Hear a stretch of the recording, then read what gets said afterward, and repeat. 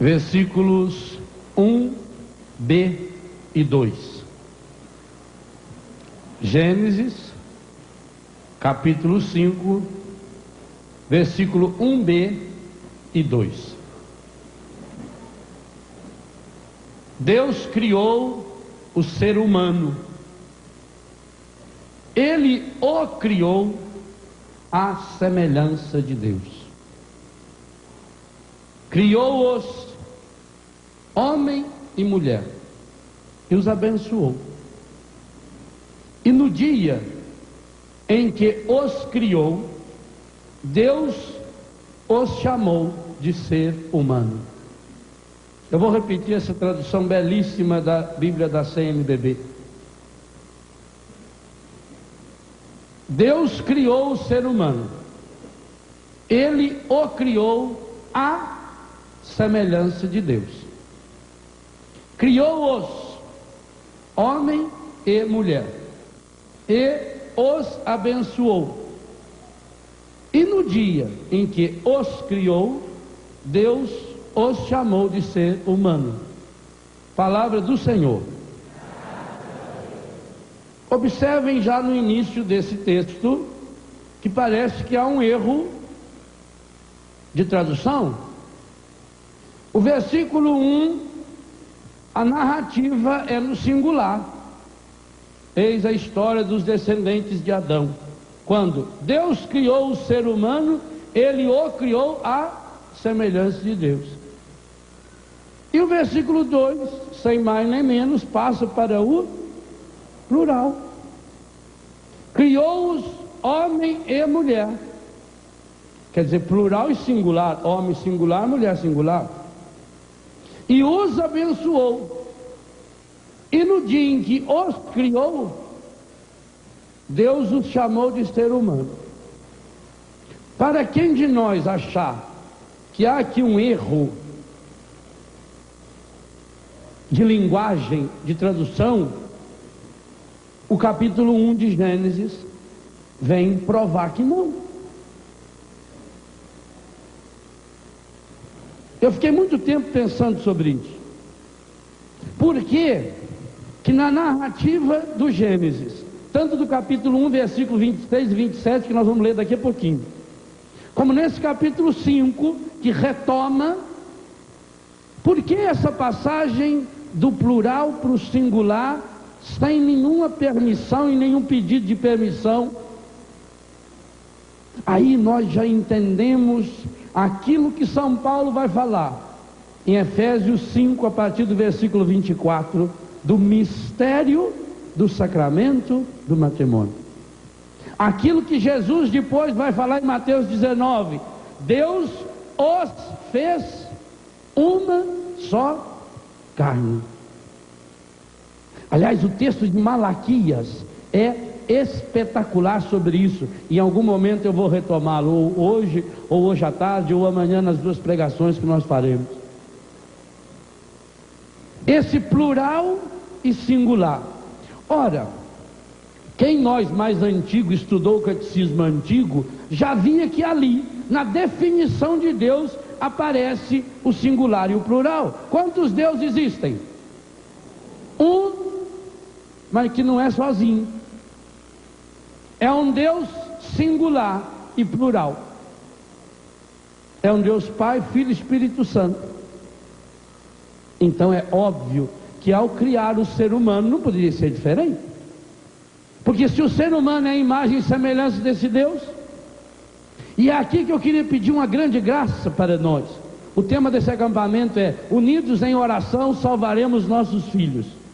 E eu queria convidar você a olhar agora para a primeira palavra dessa frase: unidos. Depois vamos falar em oração, depois vamos falar em salvar nossos filhos. Porque para mim, naquilo que eu consigo entender de teologia e de Bíblia, o grande objetivo do encardido não é nem os filhos, não são nem os filhos. O objetivo número 1 do encardido, a coisa que mais, esse final de semana no inferno está uma raiva só. A coisa que mais enfesa o encardido é ver um casal feliz. Não tem coisa que frustra mais. Quer ver uma coisa?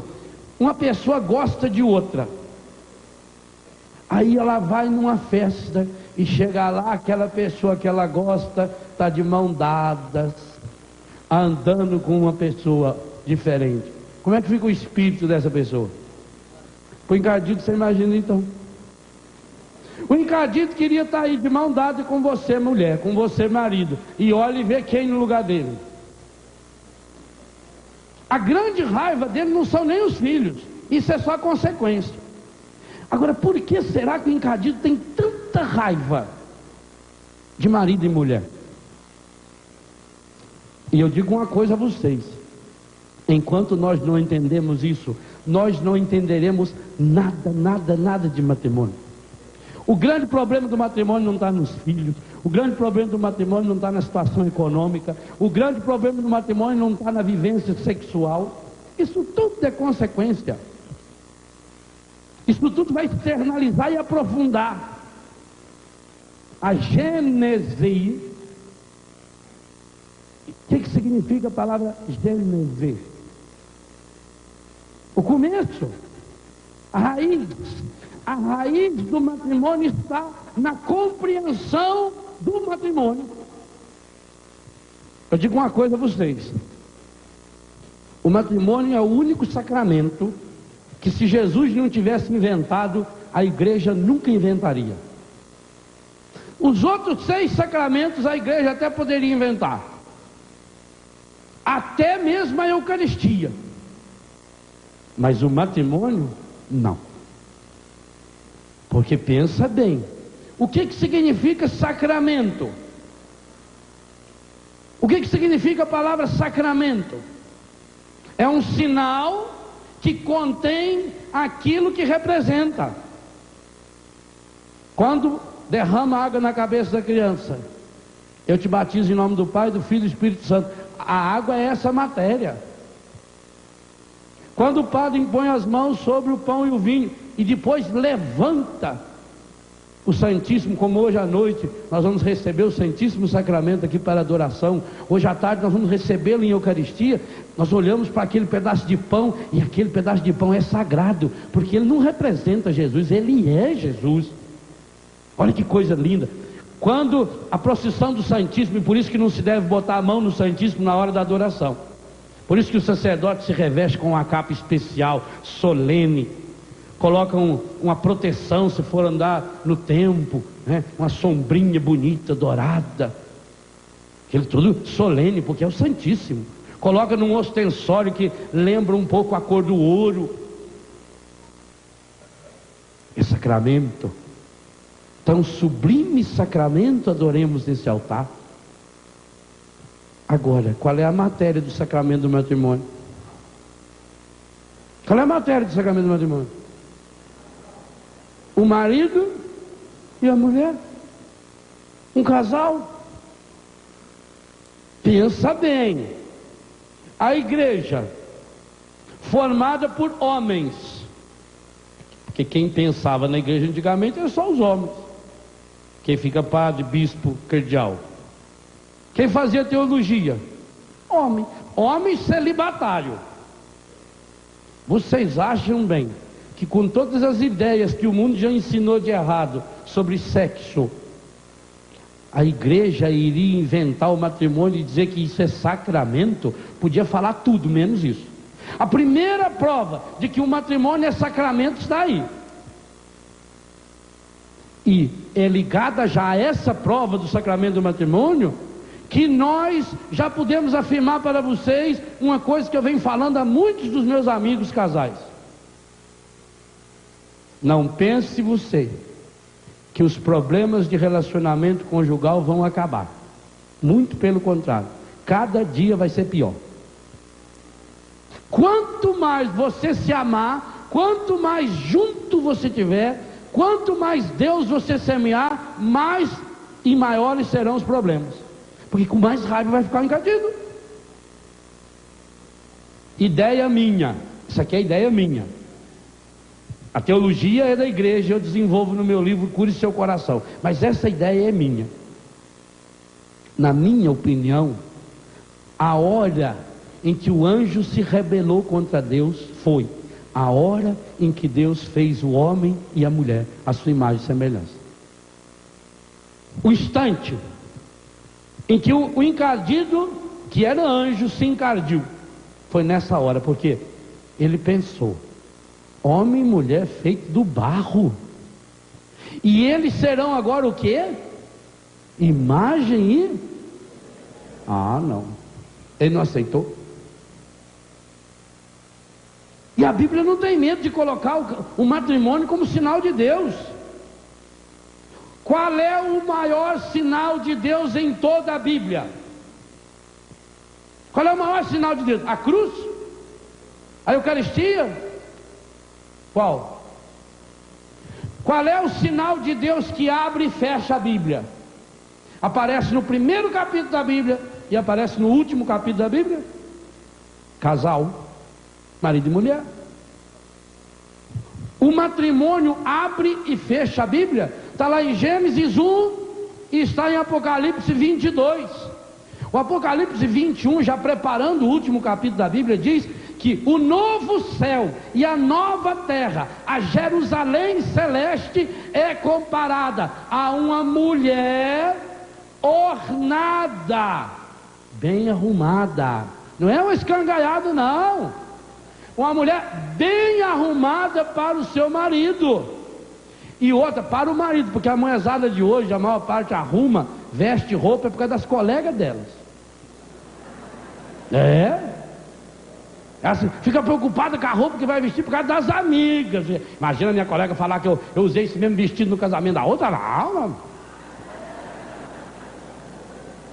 O Apocalipse diz que o reino, o novo céu e a nova terra é comparado a uma mulher que se orna para o seu...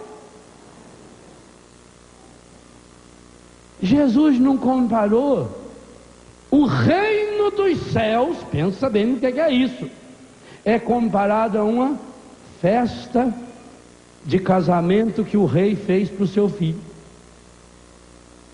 Agora pensa bem, quando as pessoas olham bem para o seu casamento, para o jeito que vocês vivem, o diálogo conjugal, ela se lembra do céu? É triste, mas eu tenho recebido tanta gente que chega para mim e fala: padre, o meu casamento é um inferno. Eu imagino que nessa hora o demônio dá pulo de alegria. Consegui! Agora estou conseguindo! Aquilo que a Bíblia diz que é o maior sinal do céu, o encardido consegue transformar num sinal do inferno. De onde vem a palavra inferno? De inferior. Lá de baixo, lá do fundo. Vejam que, se não é uma vitória espetacular, entre aspas, dele, conseguir transformar. Vocês se lembram? Muitos não se lembram, porque já faz muito tempo. A tia da Eliane já faz 61 anos. Muitos não se lembram. Qual é a última coisa que o padre falou para vocês no dia do casamento? Tem um marido que olha para mim e fala: tinha padre? Que já foi meio... eu te recebo para minha mulher, para minha fiel. Qual foi a última coisa que o padre falou para vocês no dia do casamento? Na hora da bênção? Sejam no mundo, e isso o padre falou para todos vocês que casaram na igreja. Sejam no mundo um... Vai falar. Sinal do amor. Olha a missão de marido e mulher. Sejam no mundo um sinal do amor de Deus. Eu gostei muito de uma placa de trânsito que vi em Portugal, mas que depois vi também na Espanha e na França. Então a gente vê que a mentalidade lá é tudo parecida. Então você chega numa esquina, tem uma placa que diz assim, por exemplo, Itajubá, para lá, Rio de Janeiro. E aí tem uma terceira placa que eu achei fenomenal. Está escrito assim: outras direções. Quer dizer, qualquer lugar que você for por ali, outras direções. Falei, gente, lá ninguém se perde. Mas isso eu vi em vários lugares, em Portugal, na Espanha e na França. Outras direções. Que coisa, que inteligência espetacular, não? Ninguém se perde. Para onde você está indo? Eu estou indo para outras direções. Então, já. Olha que coisa fabulosa. O encardito está enchendo de placas assim, outras direções, outras, e o mundo está indo.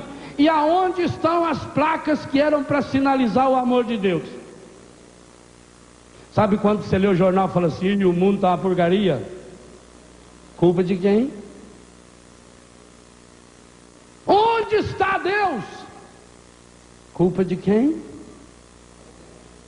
Sinto muito em dizer, essa culpa não põe nas nossas costas de padre, não.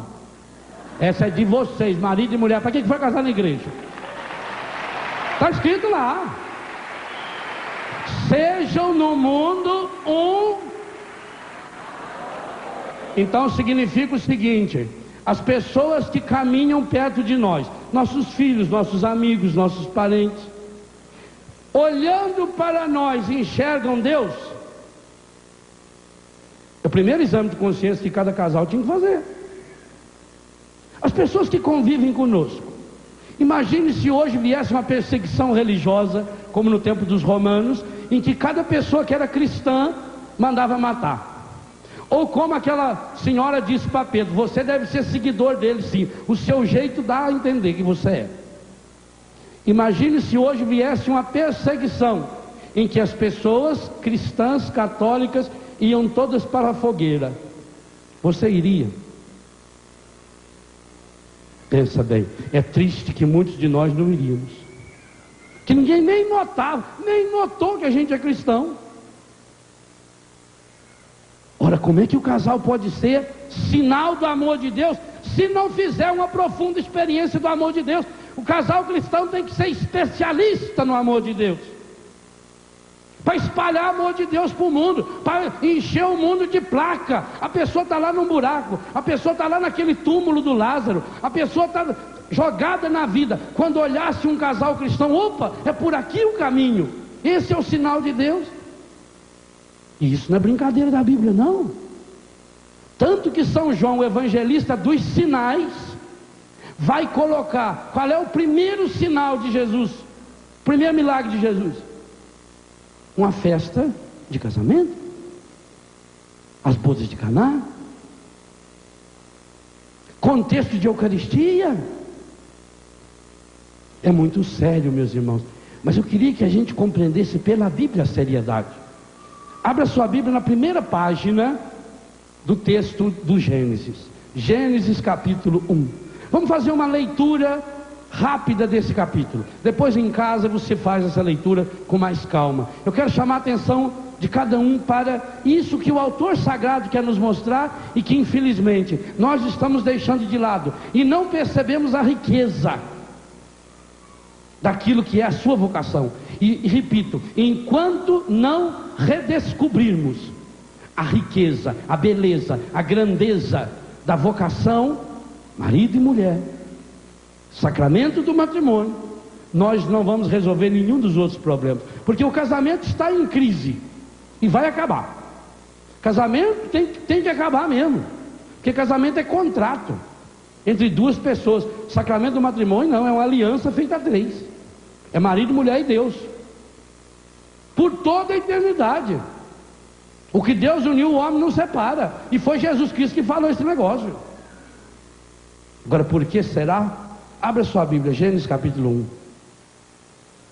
No princípio Deus criou o céu e a terra.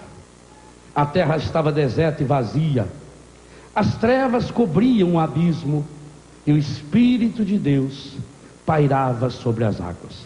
Feita essa linda introdução, os versículos 1 e 2, começa-se no versículo 3 a narrativa da criação do mundo, de uma forma belíssima. Versículo 3: Deus disse: faça-se a luz, e a luz se fez, e Deus viu que a luz era boa. Observem agora que essa descrição, essa fórmula bíblica, da descrição da criação, da luz, vai se repetindo até chegar na criação do homem e da mulher. O autor sagrado vai nos mostrar que há uma constante. Primeira constante é: Deus disse. Veja, essa expressão Deus disse aparece versículo 3, Deus disse. Versículo 6, Deus disse. Versículo 9, Deus disse. Versículo 11, Deus disse. 14, Deus disse. 20, Deus disse. 24, Deus disse. 26, Deus disse. Então, a primeira marca. Por que o autor sagrado, por que a gente repete um refrão? Para gravar, não é isso? Exercício. Isso que o mundo faz hoje, ginástica. Aqui está fazendo um exercício espiritual. Qual é a primeira ideia que o autor sagrado repete para que a gente grave bem no coração? E Deus disse, 2 pontos. Segunda ideia que aparece ao lado desse Deus disse: todas as ordens que Deus dá, do versículo 3 até o versículo 25, são impessoais. O que significa impessoal? Cata lá. Isso é impessoal. Faça-se, polulem, cria-se. Percebe isso? Os mesmos versículos. Faça-se a luz, no 3. No 6, faça-se um firmamento. No 9, juntem-se num único lugar as águas que estão debaixo da terra. Versículo 11, a terra faça brotar vegetação. Versículo 14, façam-se luzeiros. 20, fervilhem as águas de seres vivos. Versículo 24, produza a terra. Então, primeira ideia que se repete: Deus disse. Segunda, é impessoal. Vamos resumir no primeiro: faça-se. Quer dizer, é uma ordem que eu dou. Pega lá, faz isso, põe aquilo, vira para lá. É impessoal. Eu estou mandando, eu estou longe, eu não estou pondo a mão. Cate essa flor. Eu não pus a mão. Alguém cata, alguém faz. Faça-se, reúnam-se agora, põe a mão um no outro. Mas eu estou de fora ainda. Então, a segunda ideia que fica muito clara, não fica? O autor sagrado dá ordem, é a palavra dele cria, mas ele está de fora ainda. Terceira constante que aparece: depois de tudo feito, a conclusão. E Deus viu que a luz era boa. Versículo 4. Versículo 7, Deus fez o firmamento. E no final do primeiro dia, no versículo 10, e Deus viu que era bom. Versículo 12, e Deus viu que era bom. 18, última linha, e Deus viu que era bom. 21, última linha, e Deus viu que era bom. 25, última linha, Deus viu que era. Então, Deus disse, faça-se. E tudo que Deus fez, Ele viu que era bom. Nada de estragado veio de Deus. Nada. Nada que há de ruim no mundo, nem pernilongo, foi feito por Deus. Nada, nada. Tudo que Deus fez é... Isso tem que gravar, porque foi repetido uma opção de vezes. O pernilongo foi feito por Deus. Ele foi desorientado pelo encardido, por isso que ficou ruim. Mas foi feito por Deus. Na origem ele é bom. Então, Deus viu que tudo era bom. Quarta ideia que vai se repetir. Quando começa a falar de seres vivos, seres que se reproduzem. Versículo 11, primeiro ser que se reproduz. Deus disse: a terra faça brotar vegetação, plantas que deem sementes, árvores frutíferas que deem frutos sobre a terra, tendo em si a semente de sua espécie. Na minha Bíblia eu risquei essas palavras com cores iguais. Então, por exemplo, espécie eu risquei de verde, para chamar a minha atenção. E eu fiquei surpreso. Porque sabe quantas vezes vai aparecer essa expressão segundo a sua espécie? 10 vezes. Quantos mandamentos tem? Será coincidência? Quantas vezes aparece o plural no Pai Nosso? Nós, nosso, nos. 10. Coincidência? Ou é 3 pessoas da Santíssima Trindade agindo sobre o 7, que é a perfeição, e isso dá 10. Versículo 12: a terra produziu vegetação, planta que dão semente de sua espécie. E logo em seguida, árvores que dão seu fruto com a semente de sua espécie. Versículo 21, agora é seres que se reproduzem unindo-os. Então ele acrescenta a palavra segundo, conforme. Versículo 21, Deus criou os grandes monstros marinhos, os seres vivos que nadam fervilhando nas águas, segundo suas espécies, e todas as aves segundo suas espécies. Versículo 24, produz a terra seres vivos segundo suas espécies. Logo no final ainda do versículo 24, animais domésticos pequenos e selvagens segundo suas espécies. Versículo 25, animais selvagens segundo suas espécies, animais domésticos segundo suas espécies, e todos os animais pequenos do chão segundo suas espécies. 10 vezes em 25 versículos é demais. Para que repetiu tanto? Por que que a gente repete? Quando que a professora fica repetindo para o aluno?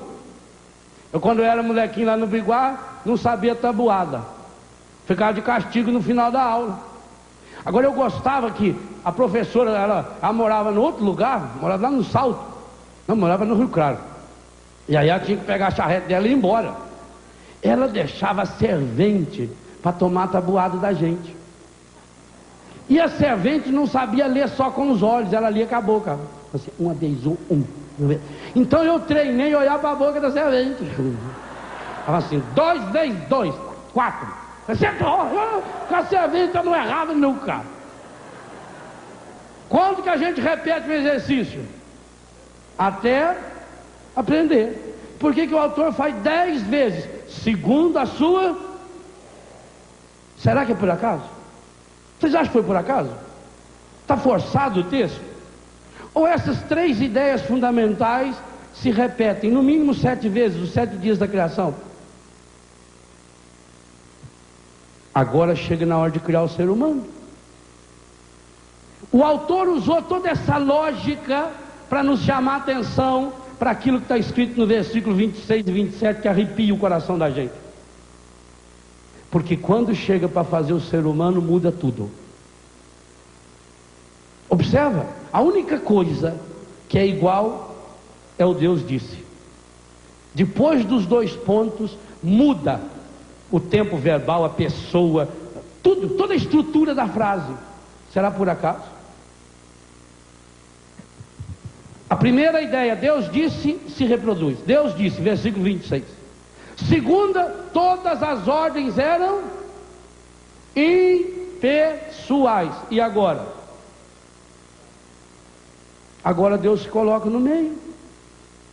O verbo agora é plural e pessoal. Façamos. O que é façamos? É nós. E é nós que estamos agindo juntos. Qual é a ideia que o autor sagrado nos dá? Que o universo inteiro foi feito pela palavra do Pai, pelo Espírito, no Espírito. A música que o Flavinho nos ensinou, que eu também tive a graça de gravar, batiza-me, Senhor, não é com, não é uma coisa que Deus dá, é o Espírito que age. O batismo é no Espírito e não com o Espírito Santo. É no batismo com água, mas é no Espírito. Então a ideia que nós temos é que a criação do universo inteiro foi feita pela palavra criadora do Pai, que agindo no Espírito, tendo como modelo o Filho. Mas que quando chega na hora de fazer o ser humano, o Pai, o Filho e o Espírito Santo se reúnem. Eles estão juntos. O homem e a mulher vai ter que ser imagem dessa trindade. O verbo é pessoal. Façamos quem? nós façamos o ser humano. E para provar que é plural, observem, acraseado, nossa imagem e segundo nossa semelhança. Isso aqui é muito sério. Façamos o ser humano. A tradução da CNBB está perfeita. Façamos o ser humano a nossa, não é só do Pai, nem só do Filho do homem Jesus, nem só do Espírito, é a nossa imagem e segundo nossa semelhança. Porque essa palavrinha aí, segundo, 10 vezes anteriormente o autor sagrado diz que tudo que Deus criou foi para se reproduzir segundo a sua e o ser humano. Pensa bem. Ou nós vamos ter que rasgar a Bíblia, ou pensar com muita seriedade. E aí o versículo 27, para complicar ainda mais, para mostrar que não foi erro de tradução, que sai do singular para o plural. Deus disse singular, façamos, plural, ser humano, singular, nossa imagem, segundo nossa semelhança, plural. Versículo 27, uma mistura de singular e plural aqui que é um espetáculo. Deus criou o ser humano à sua imagem, singular. A imagem de Deus o criou, singular. E como é que é a conclusão?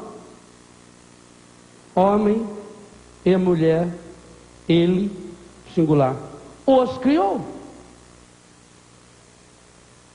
Observe que 3 vezes vai aparecer a palavra imagem, para que mostrar que o ser humano é a imagem do Pai, é a imagem do Filho e a imagem do Espírito. Façamos o ser humano a nossa imagem, primeira vez, versículo 26. Versículo 27, Deus criou o ser humano à sua imagem. E no versículo 27, segunda linha, a imagem de Deus o criou. Por que 3 vezes imagem? E não é só a imagem que repete-se 3 vezes.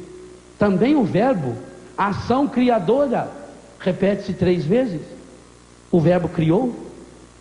Façamos o ser humano a nossa imagem, segundo a nossa semelhança. Deus criou o ser humano à sua imagem. A imagem de Deus o criou. Homem e mulher, ele os criou. A palavra criar aparece 3 vezes. A palavra imagem aparece 3 vezes. Por isso que nós cantamos o Veni Creator, o Espírito Criador. O Espírito Santo é Criador e nós rezamos isso e cantamos. Jesus é Criador. Efésios vai nos lembrar e Colossenses nos lembrar que em Cristo se recria o ser humano por excelência. Gente, o que a Bíblia está dizendo é uma coisa muito séria demais. Está dizendo o seguinte: flor reproduz flor. Aliás, é o método mais simples. Esse coitado desse médico italiano, ele está fazendo é isso. O clone. Clonar é eu pegar um pedaço dessa planta, plantar e fazer outra. Isso aí qualquer imbecil sabe fazer. Até passarinho clona. Porque o passarinho vai lá e come a flor, aí depois ele engole a semente. Ele não mastiga porque ele não tem dente, ele já solta ela adubadinha.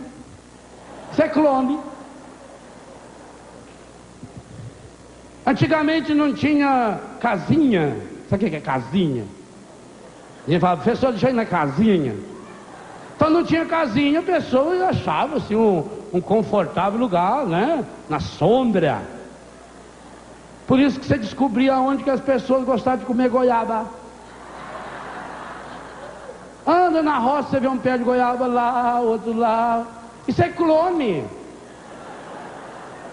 Olha, um sinônimo de clone bonito, não?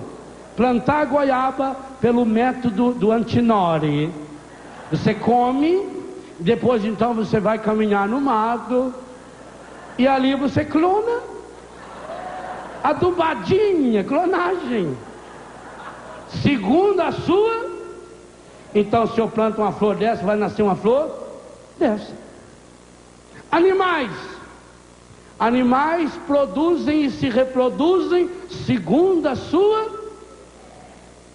Eu tenho uns cachorrinhos lá da raça Dachshund, coisa mais fina do mundo. Chuvisco é o meu patriarca. Os filhotinhos, as filhotinhas, a mãozinha. Todos meus amigos. Chego lá e já vem andar comigo, belezinho. Igualzinho, a gente cria galinha de raça em Betânia. Você vê o pintinho, já sabe. Eu chego lá e o Deraldo fala: ó, nasceu um filhote da óbito amarelo. O filhote já sabe. Um coxinho já vem com as peninhas no pé, igualzinho. A galinha de raça tem que ter o mesmo, tem apelido. E cada apelido mais medonho, que eu nunca vi coisa pior. Esse sim, infelizmente, não dá de reproduzir na televisão, porque seria, só de reproduzir já seria de um mau gosto muito grande. E vocês estão entendendo. Vou falar igual o Padre João, vocês estão entendendo o que eu estou dizendo. Não estão? Olha os apelidos que inventaram para... Cada vez que nós falamos de uma parte do nosso corpo, principalmente os órgãos genitais, usando um apelido, o encardido pula de alegria. Porque olha, você começa a tratar com um nome. Olha, quando eu não sei o nome de uma pessoa, que eu falo: ô seu Zé, ô tio, ô doutor, ô fulano, por que a minha mão não tem apelido? É mão, pé. E por que nós não falamos santamente pênis e vagina? Seios, como aquela mulher gritou para Jesus: benditos seios que te amamentaram. Ela não teve pudor nenhum em falar, e Jesus não corrigiu: ô, só não deve falar isso da minha mãe. Nossa Senhora, Santa Mãe de Deus, tinha santos seios, tinha um corpo feminino lindo e maravilhoso, igual o seu corpo feminino. E Jesus Cristo tinha um corpo masculino igualzinho o meu, masculino, com pênis, com testículo, com a produção de espermatozoide. Agora olha, vira apelido de coisa feia, vira apelido de coisa nojenta. Você quer xingar uma pessoa, você usa os apelidos que o encardido inventou. Olha, gente, a minha maior tristeza é ver que até o governo federal, usando dinheiro do povo, quando foi para falar de pênis numa campanha medonha de camisinha, inventou o nome de Braulio. Governo federal. Vocês vejam quanta gente está a serviço do encardido no Brasil. Não, eu não tenho Braulio. Eu tenho um órgão genital de Gênesis, do primeiro livro da Bíblia. Gênesis, gen, a vida. E quem colocou os órgãos genitais em nós foi Deus. Aí a criança está lá de 2 ou 3 anos, e como ela está descobrindo o corpo, ela está se tocando nas partes íntimas. A mãe diz: tira a mão daí, o papai do céu não gosta. Vocês não gostam, então por que põe em mim? Foi eu que pedi para pôr? Ora, isso é feio.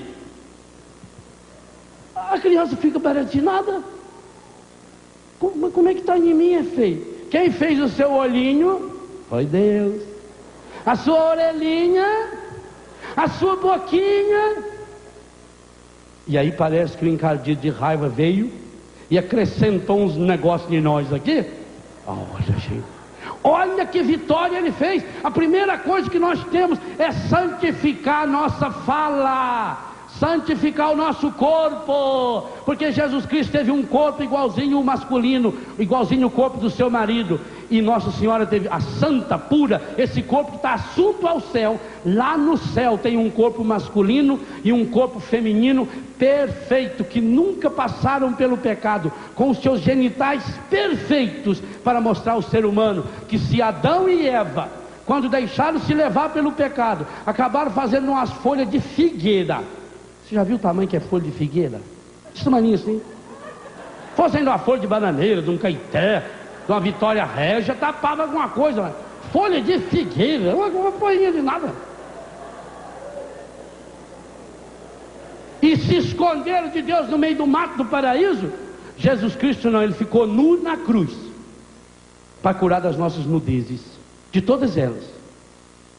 Então a primeira coisa a restaurar, meus irmãos, é uma teologia linda, que, repito, não foi, a igreja não inventaria isso. Com toda a mentalidade errônea que nós já aprendemos. Primeiro, vivíamos antigamente no tabu. Então tudo que falasse da palavra ali, a palavra sexo era pecado. Só falar a palavra. E do tabu nós caímos para a libertinagem. E hoje é uma coisa aporcalhada, encardida, suja, que machuca. Como o Padre Jonas lembrava aqui antes, quanta gente ferida e machucada, meu Deus, no matrimônio e na igreja.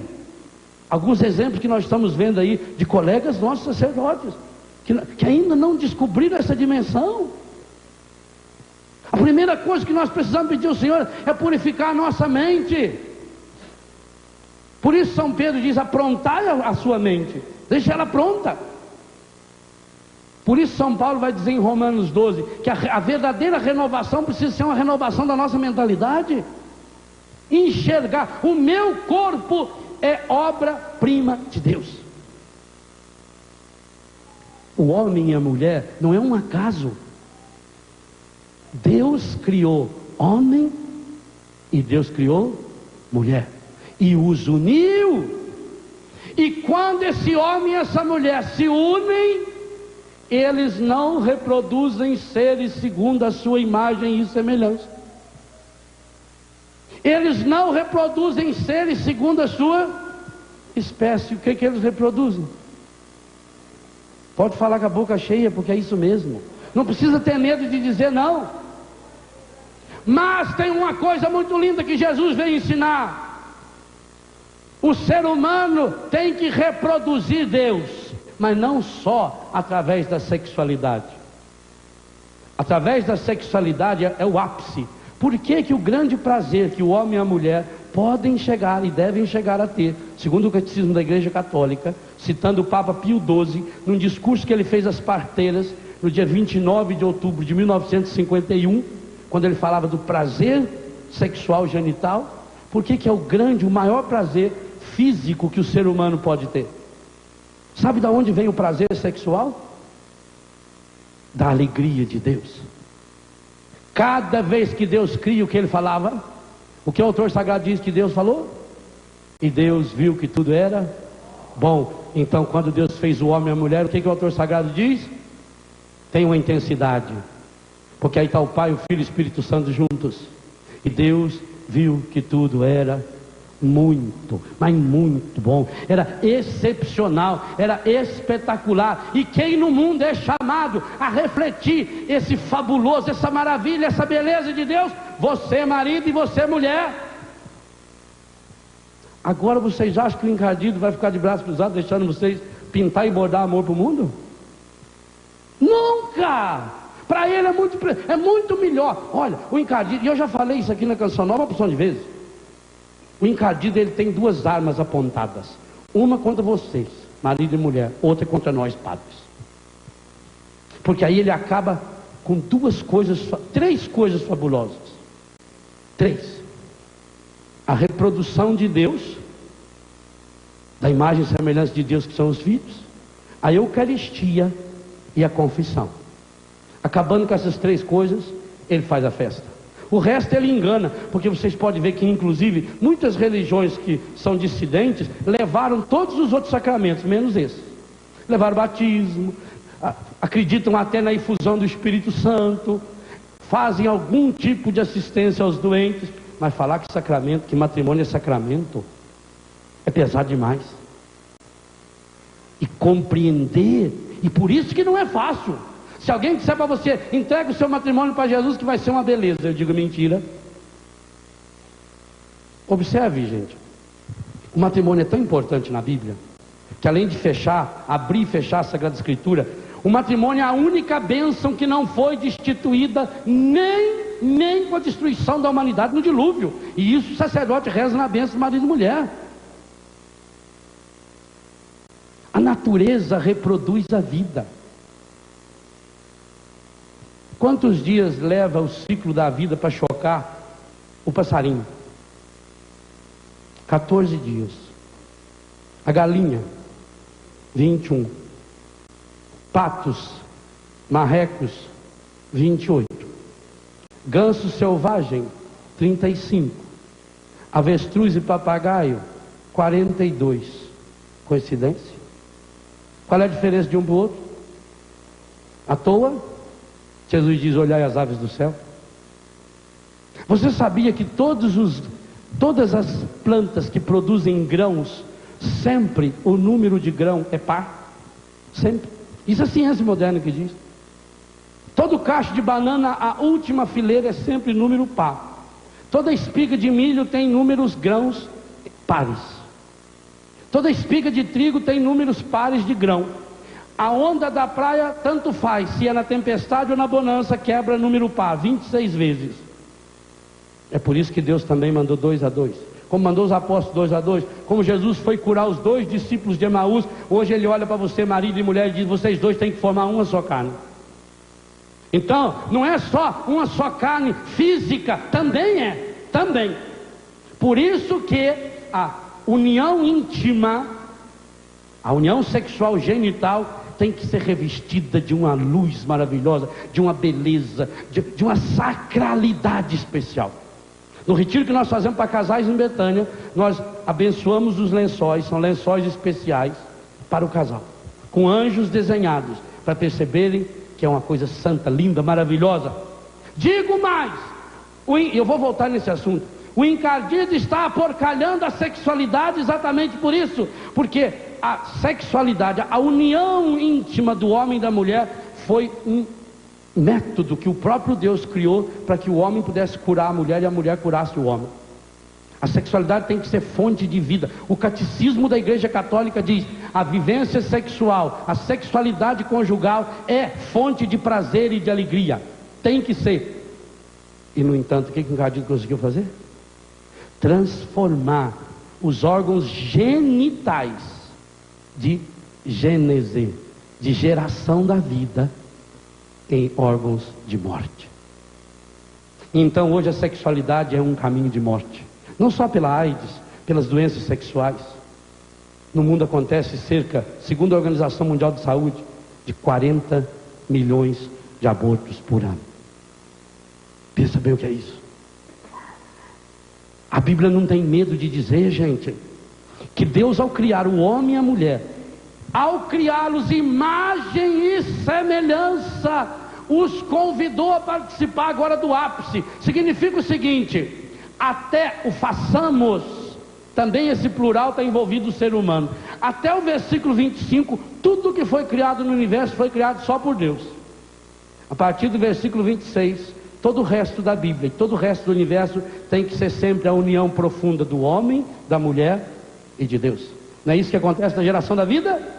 Quando o homem e a mulher se unem sexualmente, além, o homem coloca o espermatozoide, a mulher coloca o óvulo e Deus coloca o dom da vida. É a união desses três, a graça de Deus, o espermatozoide masculino e o óvulo feminino, que gesta essa vida. Qual é o tempo de duração média de uma vida? Da geração da vida, que dão 40 semanas. Completas 40 semanas? Por que será que o povo de Deus ficou 40 anos no deserto?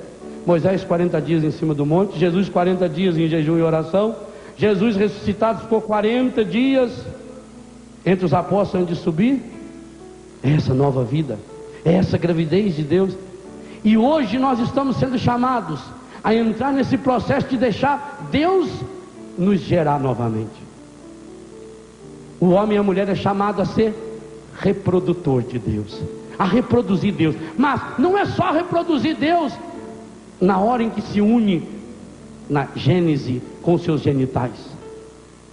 Tudo que o ser humano faz a partir do matrimônio tem que ser reprodutor de Deus. O que eu falo tem que reproduzir Deus. Marido, a sua fala tem que reproduzir Deus. E às vezes reproduz o quê? Mulher, a sua fala, o seu corpo O jeito de vestir tem que reproduzir Deus. Olha a reprodução de Deus nas mãos do tecladista. Está reproduzindo Deus. Esse som que nos leva para Deus. Olha um artista quando faz uma pintura linda, ele está reproduzindo Deus. Vocês vão ouvir o CD da Salete lançando hoje, reprodução feminina de Deus. Numa pregação nós ouvimos uma reprodução de um Deus que nos fala. Marido e mulher, você tem que reproduzir Deus, em primeiro lugar para si mesmo. Marido tem que reproduzir Deus para a mulher, a mulher tem que reproduzir Deus para o marido. Marido e mulher juntos reproduzem Deus no filho em primeiro lugar, e depois para o filho. Sabe por que muitas vezes a educação não dá certo?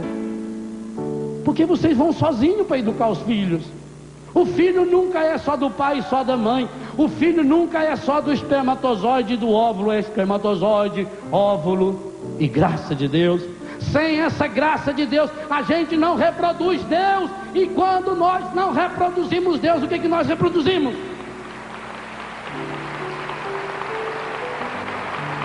E é por isso que a gente vê a reprodução do encardido espalhado do mundo afora. Sabe qual foi a maior alegria do demônio? O dia em que ele inventou um espelho. O demônio inventou um espelho, e aquele espelho era a imagem e semelhança dele. Tudo que aquele espelho mostrasse era deformado. Pessoa bonita olhava no espelho e ficava feia, via feia.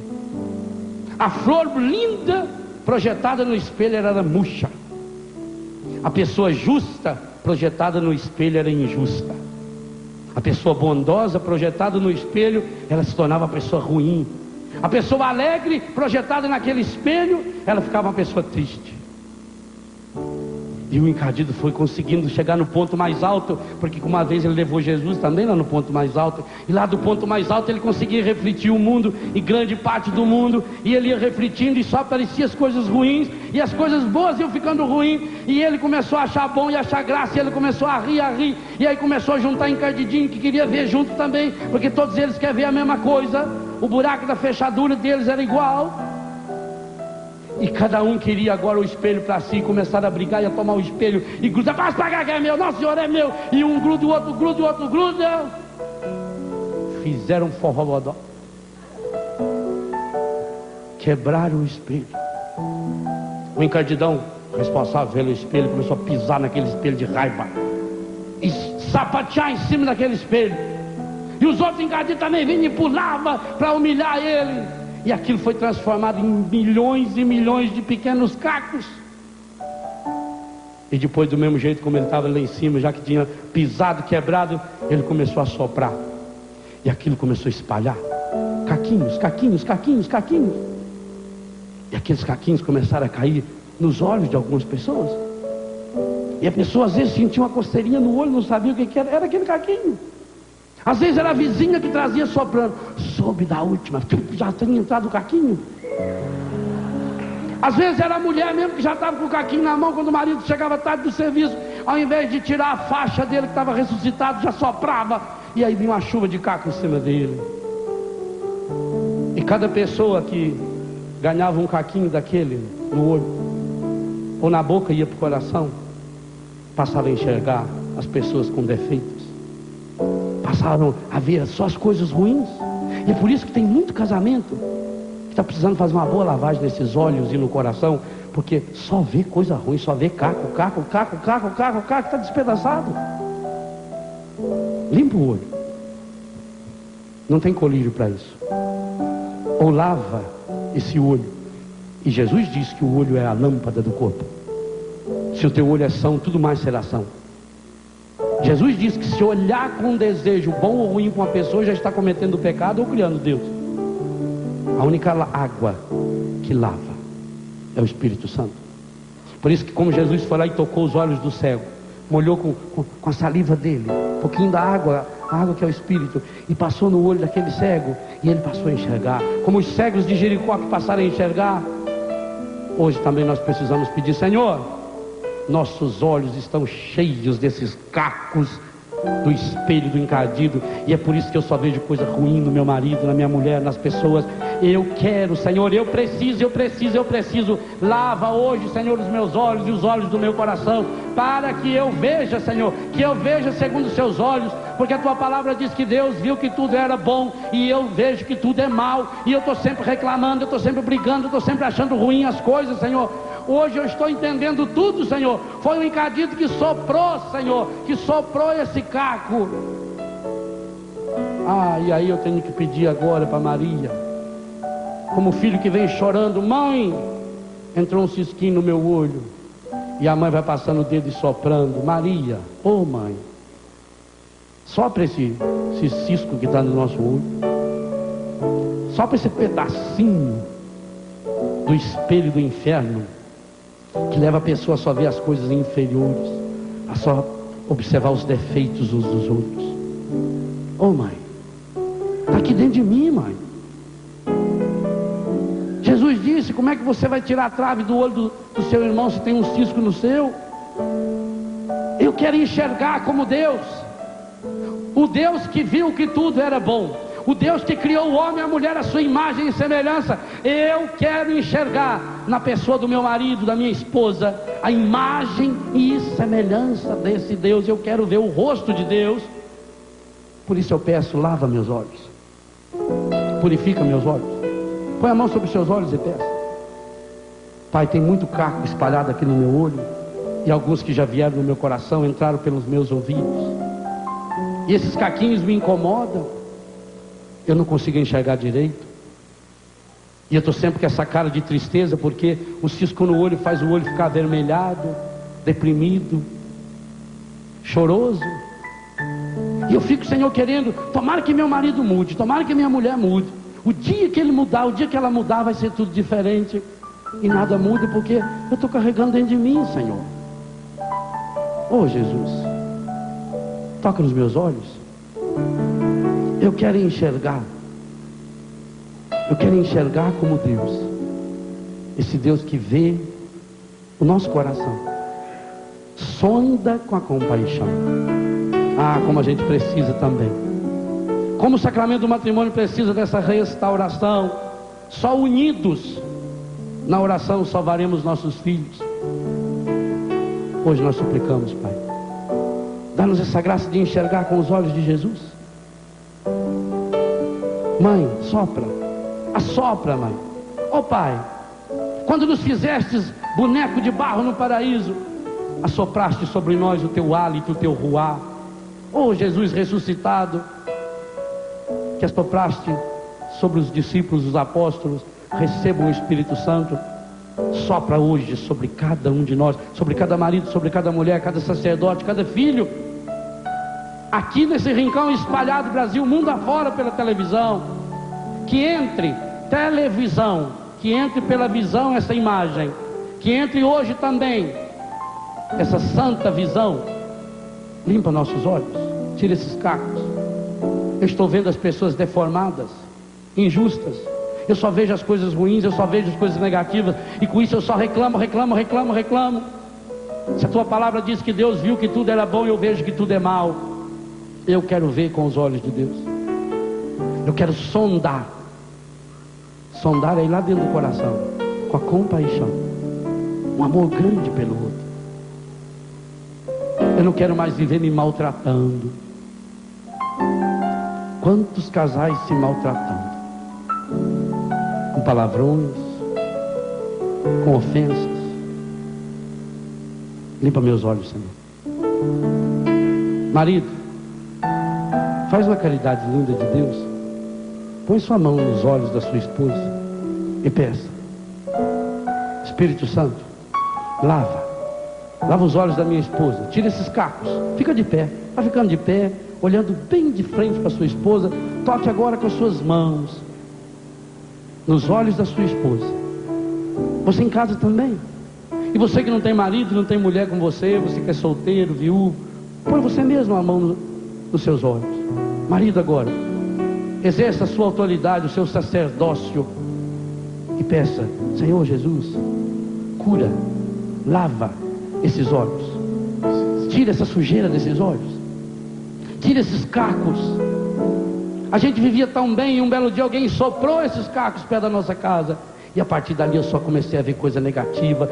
Foi depois daquele dia que alguém falou aquele negócio, e agora eu só olho para aquela pessoa e vejo defeito. Marido, faz uma cruz, o sinal da cruz em cada olho da sua esposa. Esse Deus que criou a sua esposa, a imagem e semelhança do Pai, do Filho e do Espírito Santo. Obrigado, Senhor. Esposa, retribua. Toque com suas mãos nos olhos do seu marido e peça: Pai Santo, Pai querido, Pai amado, restaure esse olhar. Tira toda a impureza que o encardido colocou junto com esses cacos. Quantos e quantos matrimônios destruídos pelo olhar pecaminoso, impuro, maledicente, maldoso. Cura, Senhor. Cura, Senhor. Tira esses cacos, Senhor, que machucam e que deformam, porque ele é um espelho. Não é só um caco de um vidro qualquer, é de um espelho. O espelho reflete pra gente. A gente olha e vê a gente deformado. Use suas mãos santas para ser sinal do amor de Deus agora para os olhos do seu marido. Trace o sinal da cruz. Em nome do Pai, do Filho e do Espírito Santo. Amém, Senhor. Una-se num abraço bem apertado. É assim que se pisa a cabeça do encardido.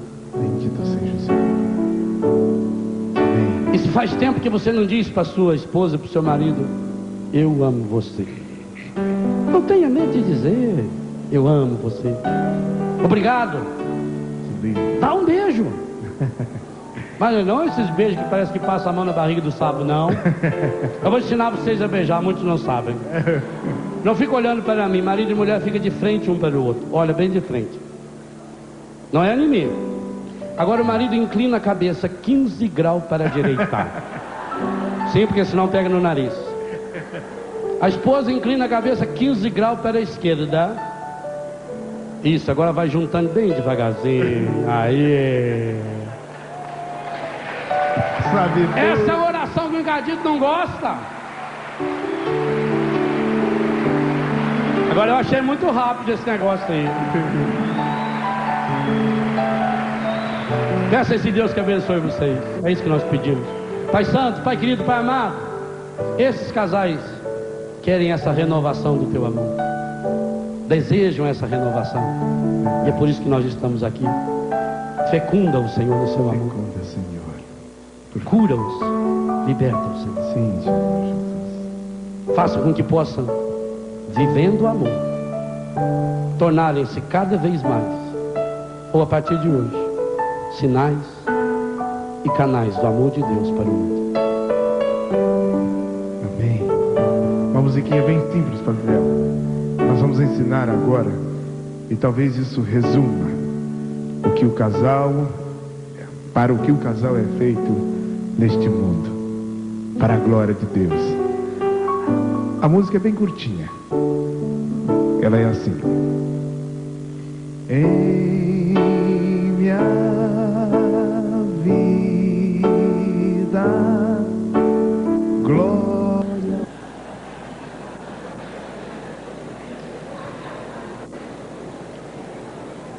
Bem depois, viu?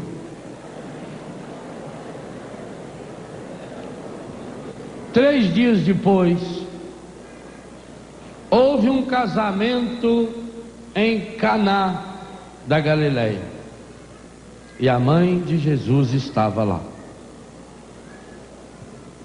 Vou esperar um pouquinho para que a leitura não atrapalhe o diálogo de alguns.